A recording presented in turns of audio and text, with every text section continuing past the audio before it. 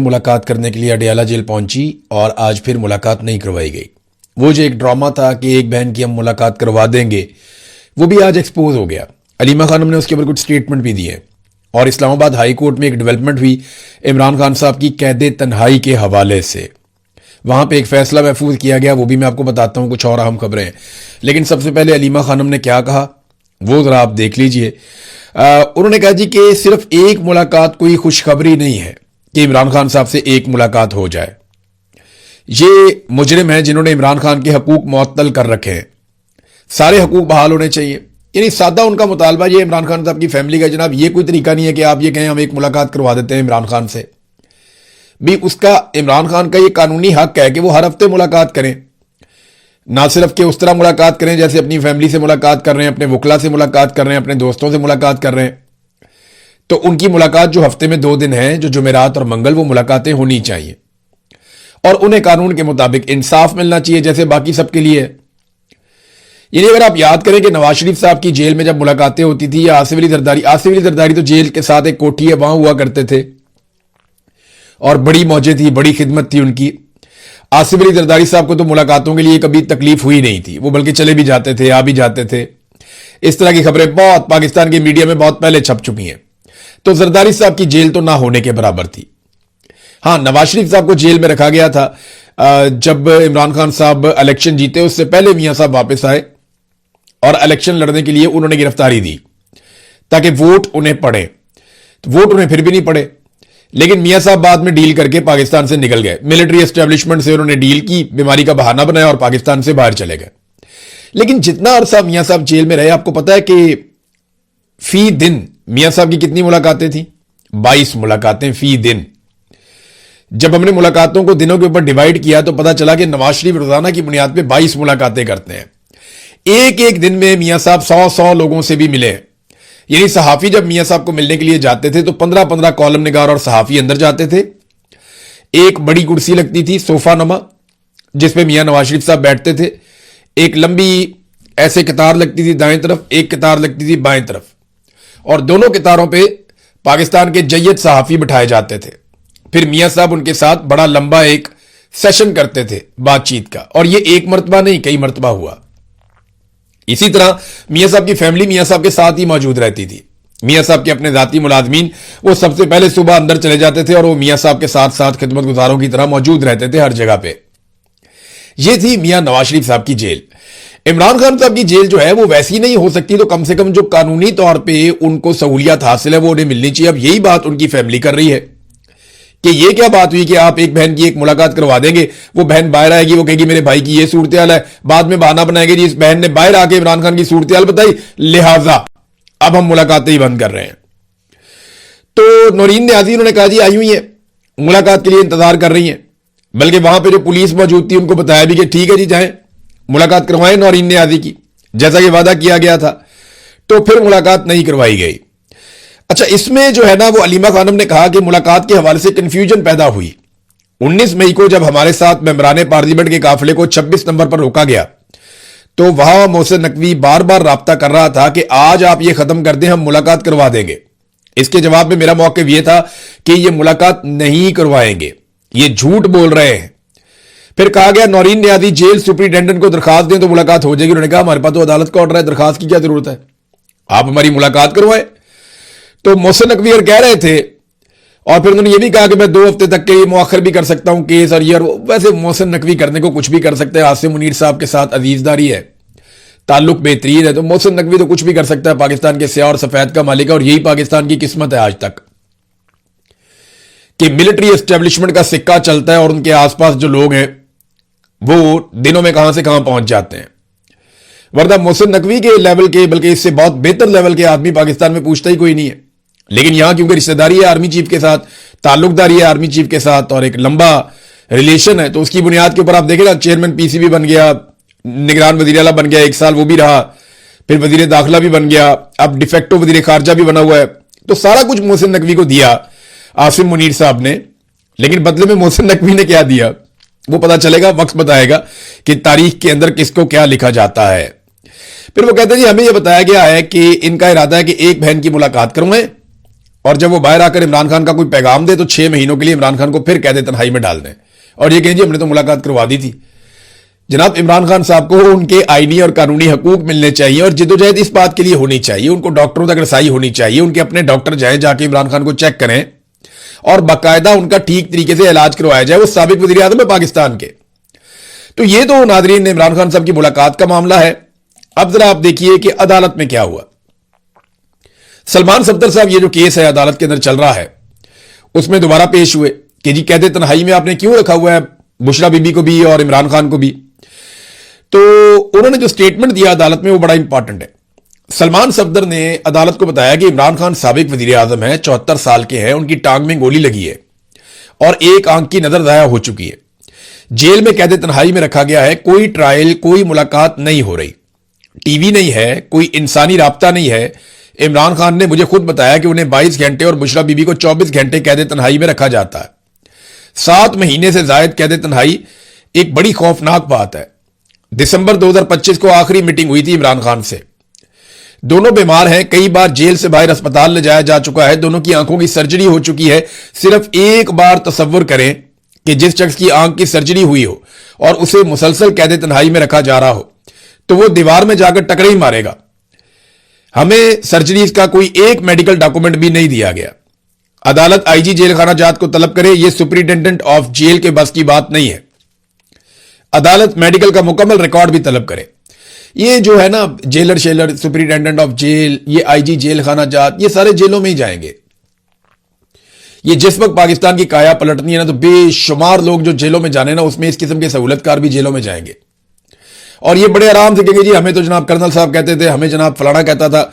उनका नामो निशान भी नहीं मिलना बाद में, क्योंकि कोई आपको लिख कर नहीं कहता कि आप ये नाइंसाफी और जुल्म करें। इससे बेहतर है कि आप यहां से रिजाइन करके चले जाएं या आप यहां से अपना तबादला करवा लें। लेकिन मर्जी है, ये अपने आप को खुद ब्यूरोक्रेसी, पुलिस, ये सारे लोग अपने आप को खुद पेश करते हैं सिस्टम की खिदमत के लिए कि जनाब हमसे काम करवा लें और बस हमें माफ कर दें, हम जो करप्शन करते हैं, कोई 2 नंबरी करते हैं तो उसके ऊपर आप नजर ना डालें। तो नाजरीन, ये खादिम हुसैन सोमरू साहब की अदालत के अंदर इस्लामाबाद हाई कोर्ट में ये मौक़िफ़ इख्तियार किया पाकिस्तान तहरीक इंसाफ के वकील ने या इमरान खान साहब के वकील ने। अब उसमें जो जज साहब हैं उन्होंने फैसला महफूज कर दिया इन दरखास्तों के ऊपर और जज साहब ने रिमार्क्स दिए कि नैब मुकदमात में कैद तन्हाई नहीं होती। मैंने दोनों फैसले देखे हैं, कैद तन्हाई की कोई सजा नहीं है। पहले यह तय करेंगे कि दरखास्तें काबिल समात हैं या नहीं है। अगर दरखास्तें काबिल समात करार पाई तो फिर जेल हुकाम को नोटिस जारी करके तलब कर लेंगे। तो यह नाजरीन यहां पे आके मामला रुक गया। अब यह पता चलता है कि फैसला क्या जो महफूज किया गया उसमें, देखिए अदालत से 26वीं 27वीं आईनी तरमीम के बाद अब अदालत से उम्मीद तो कोई नहीं है। यह बात आप मेरी लिख कर रख लें कि जब तक आसिम मुनीर साहब की तरफ से ग्रीन सिग्नल नहीं आएगा कोई भी अदालत इमरान खान की मुलाकात का हुक्म नहीं देगी और अगर देगी भी तो मुलाकात नहीं होगी। यह सारा निजाम आसिम मुनीर साहब ने जकड़ लिया। याद रखिएगा, एक एक चीज जो है ना वो उनके जरिए से और उनके लोगों के जरिए से हो रही है। यह हुकूमत खुद अपने मुंह से एक मरतबा नहीं बार बार कह रही है कि यह हाइब्रिड निजाम है, इसको मिलिट्री एस्टेब्लिशमेंट या जर्नैल चला रहे हैं, अपनी मर्जी से चला रहे हैं, हम इस पे बड़े खुश हैं। ये जितने सियासतदान है ना ये सारे सहूलतकार हैं। दरअसल जो कार्रवाई डाली जा रही है या काम किया जा रहा है वो आसिम मुनीर साहब और उनके चंद जर्नैल या उनके चंद साथी हैं। ये मिलकर पूरे निजाम को ना सिर्फ कंट्रोल कर रहे हैं बल्कि बड़े छोटे तमाम फैसले भी कर रहे हैं। अब इन्होंने मुलाकातों पर पाबंदी लगाई और वजह यह है कि इमरान खान साहब जेल से जब बोलते हैं तो ऐसा लगता है कि कोई शेर धाड़ा है। जब वो जेल से बोलते हैं तो इनकी टांगें कांप जाती हैं सबकी। जब वो जेल से बोलते हैं तो इनके ऐवान लरस जाते हैं। जब वो जेल से बोलते हैं तो इनका बना बनाया बयानिया जो है वो बढ़ जाता है, इनके पल्ले कुछ नहीं बचता। लिहाजा इन्होंने कहा कि इमरान खान साहब का जेल से बोलना भी बंद करवाओ और उनका कोई पैगाम बाहर नहीं आने देना। अच्छा, यह सारा कुछ इसलिए भी किया जा रहा है कि इमरान खान को कमजोर किया जाए और ज़हनी तौर पर इस बात पर कायल कर लिया जाए कि जनाब आप अब बस कर दें और आप हमारे साथ डील कर लें। तो बहुत सारी ऑफर्स हुई हैं। इमरान खान रास्ता तो निकालेगा, मिलिट्री एस्टेब्लिशमेंट के साथ बैठ के रास्ता तो निकालेगा। बहुत सारे लोग कहते हैं उन्हीं से क्यों बात करना चाहते हो, भाई उन्होंने ही गंद मारा है, उनसे ही बात करनी है। या तो किसी को लगता है कि शहबाज शरीफ इतना ताकतवर है, नवाज शरीफ इतना ताकतवर है, जरदारी इतना ताकतवर है ये सारे खड़े हो सकते हैं, डट सकते हैं फौज के खिलाफ और इमरान खान के साथ बैठ के मुस्तकबिल का लायामल तय कर सकते हैं, तो फिर तो कर लें। तो जब मिलिट्री एस्टेब्लिशमेंट ने ही सबको दीवार के साथ लगाया हुआ, तो उन्हीं के साथ बात करके उनको क्यों ना निकाला जाए बीच में से कि यार बहुत हो गया कौम के साथ मजाक, बस कर दो। तो मैंने आपसे कहा था 3 फैक्टर्स हैं। नंबर 1 मुआशी दबाव, नंबर 2 बैरूनी दबाव, नंबर 3 अवामी दबाव। मुआशी दबाव से ये निकल नहीं पा रहे और बाकी दोनों दबाव अभी तक नहीं बन पाए। पाकिस्तान तहरीक इंसाफ कोई तहरीक चलाती हुई तो दिखाई दे नहीं रही। जिन लोगों ने तहरीक चलानी थी वो जेलों में। यास्मीन राशिद साहिबा के हवाले से उलटपटांग किस्म की खबरें आई। कुछ लोगों ने खबर छाप दी कि खुदा न खास्ता उन्हें कुछ हो गया जेल के अंदर। ऐसा नहीं है, यह खबर झूठी है। वो बहुत बहादुर खातून है, उन्होंने बहुत मुकाबला किया है और मुस्कुराते हुए मुकाबला किया है। 2 मरतबा उन्होंने कैंसर को शिकस्त दी है और जितनी बड़ी बीमारी से वो गुजरी है, इसके बावजूद जिस तरह वो कभी बैठी नहीं, वो चलती रहती है, हमेशा वॉक करती रहती हैं, अपने आप को एक्टिव रखती हैं। लेकिन अब मेरे पास ये इतला है कि वो काफी अजियत में है, बहुत तकलीफ में है और अब उन्हें चलने फिरने में भी दिक्कत होती है। वो ज्यादा देर तक नहीं चल सकती जैसे पहले वो वॉक करती थी। अब वो थोड़ा सा चलती है, फिर उन्हें बैठना पड़ता है, लेकिन वो बज़िद है कि वो अपने पैरों पर ही चलती रहेंगी। तो बड़ा जुल्म किया यास्मीन राशिद साहिबा के साथ। लोड शेडिंग के बाद उनके जेल का सेल एक तारीख घुटनज़दा कब्र का मंजर पेश करता है। ये आयशा अली भुट्टा साहिबा ने लिखा। लाहौर में अजियतनाक लोड शेडिंग हो रही है और डॉक्टर यास्मीन राशिद की तबीयत खराब है, लेकिन वो नाकाबिले यकीन हद तक मजबूत आसाब की मालिक है। झूठा प्रोपेगेंडा उनके बारे में किया जाता है, लेकिन सच्ची बात यह है कि वो बहुत बहादुर खातून है। उनसे एनर्जी मिलती है सबको, चाहे आपका पाकिस्तान तहरीक इंसाफ से ताल्लुक है या नहीं है। अगर आप यास्मीन राशिद को देखते हैं तो आपको एनर्जी मिलती है, आपको ताकत मिलती है, आपको हौसला मिलता है कि अगर ये खातून इस उम्र में इन बीमारियों के साथ मिलिट्री एस्टेब्लिशमेंट के जुल्म और जबर के सामने डट कर खड़ी हो सकती है ना, तो फिर ईमान मजारी भी मार खा लेगी और मारंग बलोच भी मार खा लेगी। यास्मीन राशिद ने साबित कर दिया कि वो कितनी ताकतवर है।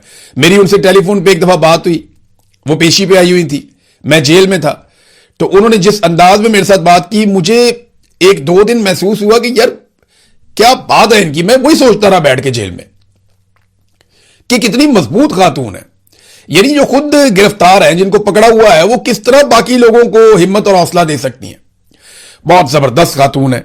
अल्लाह ताला उनके लिए आसानी पैदा फरमाए, अल्लाह ताला उन्हें लंबी जिंदगी अता फरमाए और अल्लाह ताला उनको दिखाए वो फतह जिसके लिए वो लड़ रही हैं। तो नादरीन, ये यास्मीन राशिद साहिबा की सूरत हाल है। अफसोसनाक बात है, काफी बीमार है, लेकिन निजाम को किसी किस्म का कोई एहसास नहीं है। पाकिस्तान तहरीक इंसाफ के दौर में बहुत तनकीद होती थी नादरीन। हमारे बहुत सारे सहाफ़ी, बहुत सारे लोग जो हैं दानिश्वर, वो लापता अफराद इस पर बहुत बात करते थे। लेकिन आप देखें आजकल लापता अफराद पहले से बहुत ज्यादा है, लेकिन कोई बात नहीं करता। आजकल तो सियासतदानों को लापता कर दिया जाता है, जाने माने लोगों को लापता कर दिया जाता है, सहाफियों को, शायरों को लापता कर दिया जाता है, वकला को लापता कर दिया जाता है, लेकिन कोई नाम लेने के लिए तैयार ही नहीं है। आजकल कोई लापता अफराद की बात ही नहीं करता। तो असद कैसर साहब ने बताया कि अपने दौरे हुकूमत में इमरान खान साहब ने 400 लापता अफराद को बाजियाब करवाया था और यह बात उन्होंने कोयटा के अंदर बैठकर कही। अब बताए ना, इमरान खान साहब का जो दौरे हुकूमत है वो शहबाज शरीफ से तो बहुत छोटा है। वो 3.5 साल रहे हैं, इनको तकरीबन 4.5 साल होने वाले हैं। तो शहबाज शरीफ ने अपने दौरे हुकूमत में किसको बाजियाब करवाया? किसी को भी बाजियाब नहीं करवाया। जबकि इमरान खान साहब के दौरे हुकूमत में 400 लापता अफराद को बाजियाब करवाया गया। ये असद कैसर साहब ने और जुनैद अकबर साहब ने बैठकर इसके ऊपर स्टेटमेंट दिया और ये इंकशाफ किया है। लेकिन उस वक्त सब रोला डालते थे। आज पता है पाकिस्तान में जमहूरियत की सूरत हाल क्या है, आजादी की सूरत हाल क्या है? 2 लोग होटल पे बैठे हुए थे रहीम यार खान में, रहीम यार खान पंजाब, मरियम नवाज जहां टिकटॉकर हुकूमत कर रही है, जाली हुकूमत। तो रहीम यार खान में 2 लोग बैठे हुए थे होटल पे, वो हुकूमत की बुराइयां कर रहे थे। पुलिस लगी, उठा के जाके पर्चा डाल दिया उनके ऊपर कि जनाब ये जो 2 लोग हैं ये सरकार के खिलाफ गुफ्तगू कर रहे हैं, हुकूमती लोगों के खिलाफ गुफ्तगू कर रहे हैं और जो गुफ्तगू कर रहे हैं वो नाजेबा गुफ्तगू है, लिहाजा जनाब बंदा उठाया, गिरफ्तार कर लिया। कि अवामुन्नास जो है वो काफी गमो गुस्से में है। अवामुन्नास जितनी गमो गुस्से में तुम लोग सोच भी नहीं सकते। जरा अवाम को आप इजाजत दें कि आपके ऊपर कोई मुकदमा नहीं होगा और फिर उनके सामने माइक करें तो वो बताएंगे कि उन्हें असल में गमो गुस्सा किसके ऊपर और किस नौयत के वो अलकाबात से नवाजते हैं, वो भी आप देख लीजिएगा। बहरहाल पुलिस ने बंदा पकड़ा, मुकदमा दर्ज कर लिया और यही आज की सबसे बड़ी हकीकत है कि मार्शल लॉ प्लस पाकिस्तान में लगा हुआ है। मार्शल लॉ भी नहीं है, मार्शल लॉ प्लस है। और मिलिट्री एस्टेब्लिशमेंट जिनका काम पाकिस्तान की हिफाजत करना है वो किन कामों पे लगे हुए। देखिए इंडिया ने पानी बंद किया हुआ, किसी ने कुछ किया? पहले एक स्टेटमेंट मुसद्दक मलिक से दिलवाया गया, अब एक स्टेटमेंट बिलावल से और एक स्टेटमेंट इंफॉर्मेशन मिनिस्टर से दिलवा दिया गया। वजह क्या है? ताकि जो DGISPR का स्टेटमेंट है ना, तुम हमारा पानी बंद कर दोगे हम तुम्हारी सांस बंद कर देंगे, वो वाला जो स्टेटमेंट है ना उसको टोन डाउन करना है। तो उसके मुकाबले में बिलावल का स्टेटमेंट आ रहा है, मुसद्दिक का स्टेटमेंट आ रहा है, तारड़ का स्टेटमेंट आ रहा है, ताकि वो DGISPR को बार बार लोग याद दिलाते हैं ना, याद दिलाना चाहिए। जरा ये देखें, आप दोबारा सुने, आपके DGISPR ने क्या कहा था जब इंडिया पाकिस्तान का पानी बंद करेगा तो वो क्या करेंगे, सुने। हिंदुस्तान का मोदी कहता है कि हम तुम्हारा पानी बंद कर देंगे, तुम हमारा पानी बंद कर दोगे हम तुम्हारा सांस बंद कर देंगे। तो नाज़रीन आपने सुना, तुम हमारा पानी बंद कर दोगे हम तुम्हारा सांस बंद कर देंगे। तो कर दो बंद भाई। उन्होंने पानी बंद कर दिया है।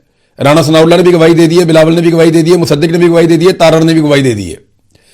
इंडिया से पानी खुलवाए, आपके बड़े ताल्लुकात है दुनिया में। आप बोर्ड ऑफ पीस में बैठ गए, ट्रंप के कहने के ऊपर जाके नेतन्याहू के साथ आपने ज्वाइनिंग दे दी, आप उसके साथ जाकर बैठ गए।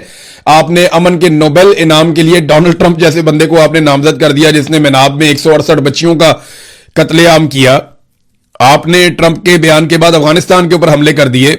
आपने अमेरिका की हर सतह पे सहूलतकारी की। अब इतने ताल्लुकात बनाए तो थोड़े से पाकिस्तान के लिए भी इस्तेमाल कर दें कि अपनी हुकूमत बनाने के लिए आपने इस्तेमाल करने और बचाने के लिए इस्तेमाल करने, या सारे ताल्लुकात इमरान खान से बचने के लिए आपने इस्तेमाल करने हो, पाकिस्तान को बचाने के लिए, पाकिस्तान का पानी बचाने के लिए भी थोड़ा सा ताल्लुक इस्तेमाल कर लें। जो आपने बनाए हैं डोनाल्ड ट्रंप के साथ, बोले उनको इंडिया से पानी खुलवा कर दें, बातचीत करें इंडिया के साथ बैठ के। मैं जंग करने की तो बात ही नहीं कर रहा, वो तो सूट ही नहीं करती, ना इंडिया को सूट करती है ना पाकिस्तान को सूट करती है। मैं हमेशा से जंग का मुखालिफ हूं। मैं कभी नहीं चाहता कि पाकिस्तान और इंडिया की जंग हो, हमेशा से मैं इसका मुखालिफ हूं। मैं ये चाहता हूं दोनों मुल्कों के अवाम करीब बैठे बैठ के बातचीत करें।